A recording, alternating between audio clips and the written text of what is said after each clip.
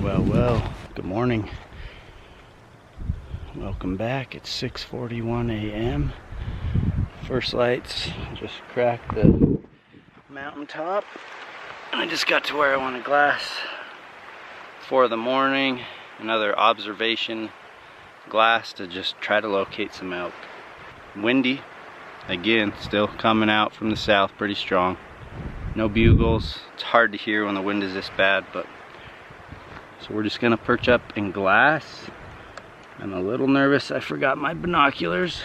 I remember not wanting to put them on over my outer shell, and because of that I think I forgot them, unless they're right here. Well, we've got elk, probably about 10 of them, one bull in the group, and honestly he did not look that big. I mean, standing next to the cows, typically the big bulls will just dwarf them. He almost hardly looked any bigger than the cows for his body size, and as he went by a green cedar I can see his rack, and it didn't look like much. So they're headed up a big old thick cedar canyon. I'm gonna try to pick apart and find some different elk to hunt. I normally, or I should say I used to, really just love to run and gun, man. Like, I see those elk and I'll just run over there. And I might have to do that at some point, but anymore my strategy is probably to be a little more patient, not try to get eyes on them, but try to follow them to where they go bed. I've had good luck just staying back, watching them from a distance in the glass, and letting them go do their thing and relax, and making a move on them that way. So those ones are going to be nearly impossible to do that with, because they're in a really thick, huge canyon full of cedar trees. So I might just try to pick something else out a little closer to me. Sucks to not have binoculars, guys, so don't forget your binos. Well, the wind is killing my glassing game up here, especially without having binoculars. Boy, what I might do, since I have nothing going on and a long day, is I might actually drive all the way home to get my boots. The tennis shoes aren't cutting it. I can literally feel every single rock that I step on. So instead of sitting around all day, I might head home. But I'm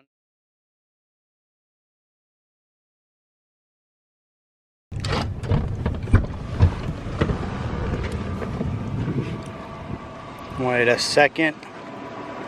What are you doing in the road, bro? Oh, it's a pretty one.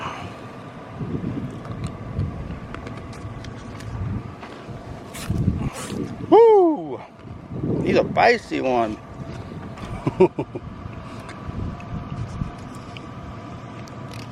Bro, I'm just trying to get you out of the road. Relax. It's not safe. Welcome back to Elk Camp 2020. Here we are, back with the jumping jack. Had to go back to Salt Lake to get my boots. No worries, we got the crispy boots. There will be no more heading back to Salt Lake until this hunt's either over or I've killed a bull. It's about 3:50 p.m. I got just enough time to throw a backpack together, get my bow. I'm gonna grab the quad and head up on this little 2-track road and try to get to where I can glass. I think tonight I'm just gonna focus on covering country, glassing country, in hopes to locate some elk, including a bull. Hope you guys are having a better elk season than me. It's September 15th. I have not heard a bugle or even seen a decent bull. So Gager got it done, Casey's son. He shot a nice bull on the youth hunt in Utah. So congrats to you, Gage. Man, it looked like a ton of fun. A lot of elk, tons of bugles, and Gage shot a nice bull, and he made the most absolute perfect shot on that elk I've ever seen. So I'm gonna be like Gage this year and try to make the perfect shots. There we go. Fired up the old Can-Am. You can grab the camera because I'm so excited. I just spotted a cow elk coming out of some little baby aspens. I've got up here on this knob way up here so I can glass some of this higher stuff, and there is an elk. Like, I'm shocked, guys. This is a tough hunt, trust me. We've had some awesome days out here, but to me, if you can just locate the elk, that in itself, to me, is pretty dang good. But I'm gonna sit and watch her. She just came out. From what I can tell, she's all alone. But there has got to be more elk in that patch of aspens. It's good news. We got the phone scope out here, guys. If you're not using a phone scope, you definitely need one of these. She's just right there in the center. Pray that there's a bull with her. I kind of want to start hiking up there because I think there should be a bull, but who knows? This thing could be all by itself. It could be like a lost cow, or maybe just a young cow that got kicked out of the herd. Who knows? I knew it, I knew it, I knew it. That cow started to walk off. Guess what's right behind her? A bull.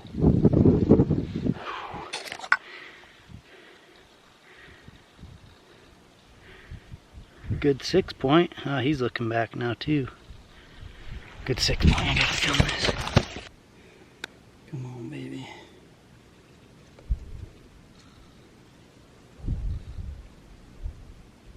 Guy's so sweet. I freaking have a bull. They're in a hard spot, but they're never really in an easy spot to hunt either, so we're just gonna have to do our best. He's got one cow with him. I'm gonna sit back and just kind of watch and see what goes on. See if any more elk pop out. I knew there had to be a bull with her though. Freaking so sweet. I hiked back to the quad to try to use it as a windbreak. This cow is just coming back out of the brush again, and the bull, he's just kind of following her, staying back a little ways. I'm just trying to be patient, as excited as I am, trying to be patient and make the right decision and just kind of watch them. I wish they would get comfortable, maybe go bed in that brush. I can't imagine they're gonna be out, you know, that this is gonna be them being out all day. It's 5 o'clock. Right, guys, I'm making my move. And for the first time on my elk hunt, we're in the game. Nice 6 point.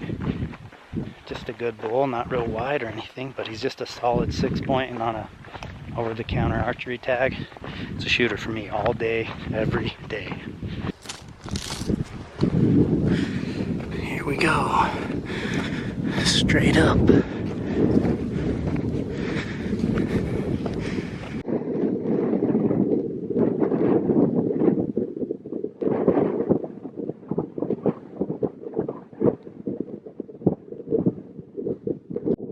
That's the struggle of hunting solo. The time it took me to get up here, not even what I would consider close to where they were. They had already fed all the way over this way on this side of the ridge, and I wasn't expecting them to be there at all.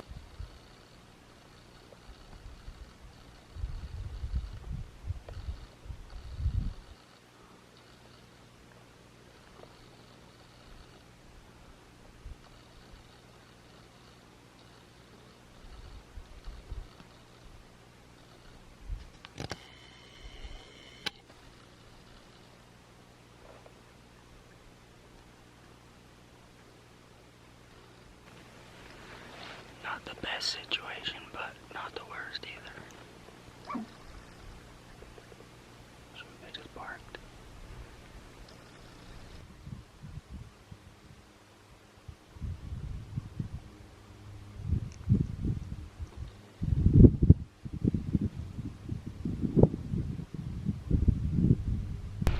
Well, just my luck.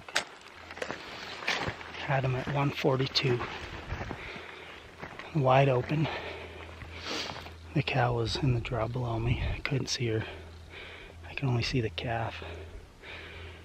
And I don't know why, but the wind switched and was just going uphill. I'm like, well, here we go. Sure enough, she barked. She couldn't see me. And she still barked just because she smelled me. Now they're just going up and over the hill. That wind did not switch, and it was only for a moment. I might have had a chance once he got in this deep cut below me. If he would have got down in that bottom, I might have had a chance, but she barked and blew, and now there's 3 mule deer does cutting across, and game over.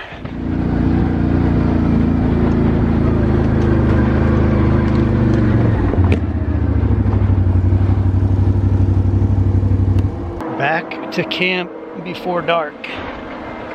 That thing is freaking handy. I'll be dusty as heck driving on it, but it gets you around pretty quick. Now it's time to strike this up, cook some type of dinner, maybe the same as last time. I still have half that hamburger, so maybe I'll do tacos again. All right, dinner is pretty much done. We had tacos again, guys. This is whitetail meat with ground whitetail meat with some bacon ground in it, and we got a couple tortillas. We're gonna take this into the jumping jack and grub. Check that out. Fresh, never frozen whitetail meat. Here is the proper steps. You go guac and salsa first. Spread that out on the bottom. Dish up some meat. This should be enough, plenty for 2, maybe even 3. Little salt. I'm a big fan of the Salt Life. Hit that a little bit with some salt, guys, and there you go. Deer tacos. So much better. Now I can eat in light. Check it out. I know the table's a big giant mess. There we have it again. Man, today was fun. Today was fun. Alright, now we grub.